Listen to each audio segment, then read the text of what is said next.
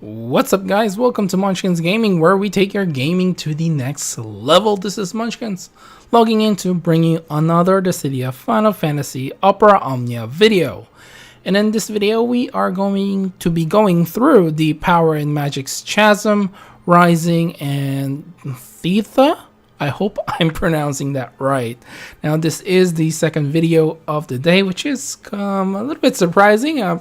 Kind of lucky, actually, that I had the day off when these two big events came out. And so, just like with my previous videos with the Power and Magic's CHASM, I'm going to be going through it play by play. As, you know, some of you like it my usual way, and some of you like it this way. So, the way I, present it. So can't really have both at the same time. It's just too much work for two of them, especially if I can't do it consistently. So anyway, for this fight, I do have Lightning with her EX max limit broken, Echo max limit broken as well. I do believe both of them have pretty decent passives as well, and I have Beatrix as my final party member. I used the Bahamut summon, and I have LVL for my support. Now, this was quite an interesting Power and Magic's CHASM. Again, there is no synergy characters or boosted characters for this one, just like the previous one. So you can bring any of your characters, bring your strongest characters, because these are tough as hell. I have to say, though, I didn't spend as much time here compared to the last one. So I feel like, obviously, this will be, in my opinion, would be an easier fight than the last one. So let's get on with this video. The first wave is gonna be 2 Heretic booster machine. Now, the Heretic booster machines are actually resistant to magic based attacks, which are both Echo and Beatrix. Now, the reason why I have Lightning here, and the main reason actually that I have Lightning here, is basically for the first wave. Lightning will have to carry both Echo and Beatrix on this fight. So actually, I'm gonna lower that volume down so you guys can hear me properly. So Saint Cloth, Brave Battery, that's basically what Beatrix and Echo are going to be for this particular wave, because Lightning is going to be doing a lot of the carrying here. If you do not have Lightning, I think Bart's is a good substitute. Obviously, Agrius as well is another good one. And actually, if you have both of them, you probably will have a different party composition. I really like Lightning. Lightning is my favorite character in Final Fantasy. So I'm going to be using Lightning quite a lot in most of my videos. And even though people say she is not going to be great in the long run, I will still try my best to use Lightning in all of my videos. Now, quick thing with these Heretic boosters as well, do not worry if they are actually their brave, it gets pretty high, because they usually charge, so they won't use any HP attacks, I do believe, until it reaches 100%. So you're pretty much safe from any of HP attacks as long as they are charging. So like I said, Lightning will pretty much carry here. I think I can go ahead and skip this part of the fight, because it's just gonna be the same thing. Echo Brave Battery with her Brave attack, and Beatrix can be doing a Brave attack or an HP attack, just depends on what you want, but they do pretty low damage, so I wouldn't recommend actually using a Brave attack, any of your abilities for Beatrix and Echo. So let's go ahead and skip this. And for the second wave, it will be 2 of the Heretic Leech, which I do believe does not have any resistance on either melee or magic brave attacks. So I do believe, yeah, they are weak to magic based attacks. So this time lightning is neutral, and you do have Eiko and Beatrix to do the heavy lifting for this particular fight. Now you're free to use your Thunder Slash and of course your Smite ability as well. Lightning just do the lightning things. Delaying is part of the biggest thing here. You can sort of just make Eiko do a brave attack every now and then as a brave battery. You do have to worry about the Death Cutter, which just showed here. And Curse as well. That Cutter basically removes all your buffs that are not framed. So it's not as bad as Curse. I feel like Curse is the worst one because it drops your max brave, which is it's really annoying. It's a really annoying debuff, especially if it all goes to one of your characters. So there is a bit of a RNG happening here. However, you know, you do have to make do with one of your characters having a debuff, unless you can push it off.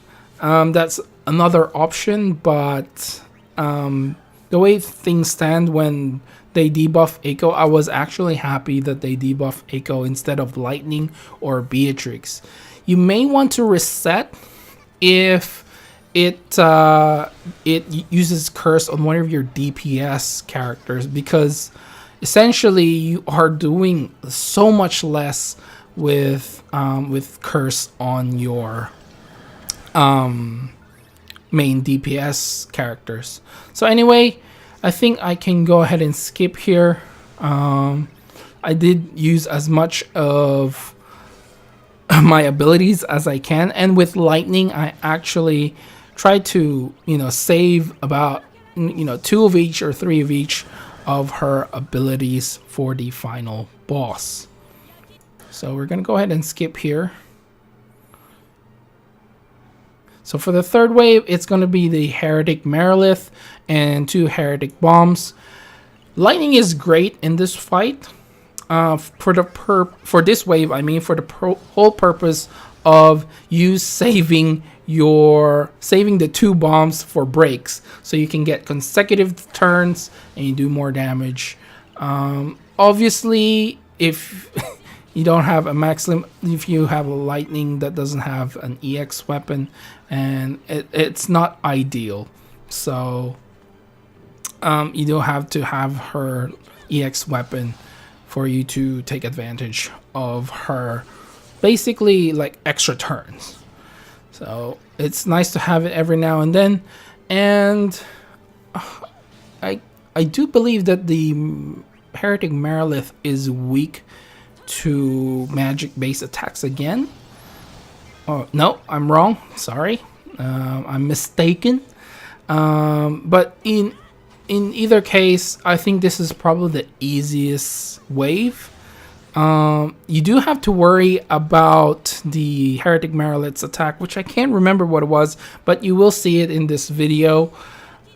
It will put like a max brave down debuff and stuff like that on your character. I do believe, like, if we go a little bit forward, I think she will actually use it on Lightning.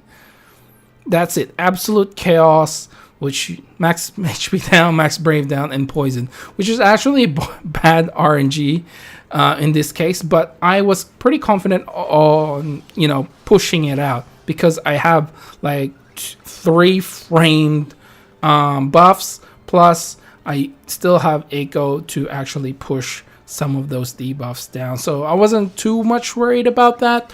But if it hit maybe Beatrix, probably a little bit bad RNG there. Beatrix has 2 framed buff, which comes from her Thunder Slash and her EX attack. So, you know, maybe one of them will stay behind. But either way, probably the easiest wave out of the 4.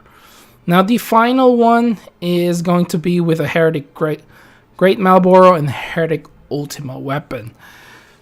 Probably the worst things. This is probably the worst combination of boss that we've had.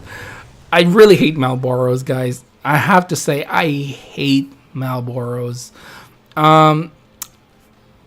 Obviously, there are ways for you not to get debuffed here, and some of them include pushing out the debuffs, blinding the Heretic Malboro, or paralyzing it so it doesn't do it.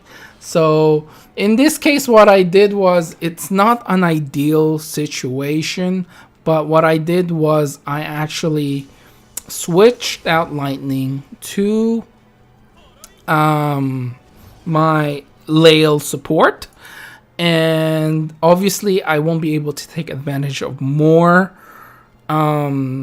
chase sequences, but all in all, they actually don't have that much HP, I must say. Actually, I think they do have quite a decent amount, but what I did was I just, tried my very best to kill it before it can actually have its turn. So here we will go for a chase sequence, I do believe. Nope. And I think, yeah, I'm just keep going to kill it.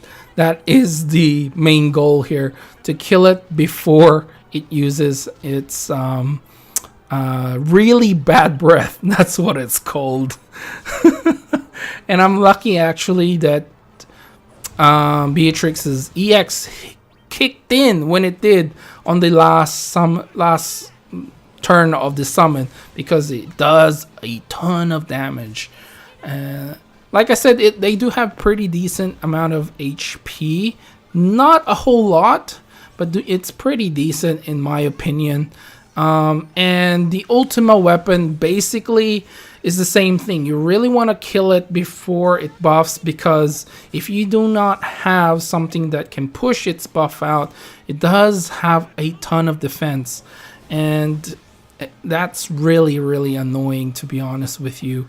Both of them are really annoying in their own way, but I feel like out of the two, the Malboro is definitely the worst one, so that's why I took it out first.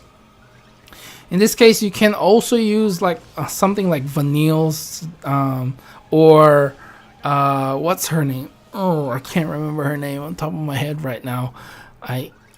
What's her name? Now it's bugging me. I have to look it up. Who's the Faris, that's it. Faris can actually take off the buff as well. So, I mean, you can use them for this final fight, but I don't know how well they will fare in the early stages of the fight. So, in any case, it was really, really close for me.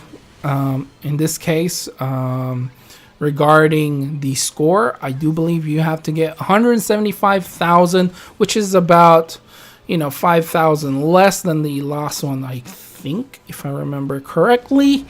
But you do have to have in the low 70s for your maximum turn count.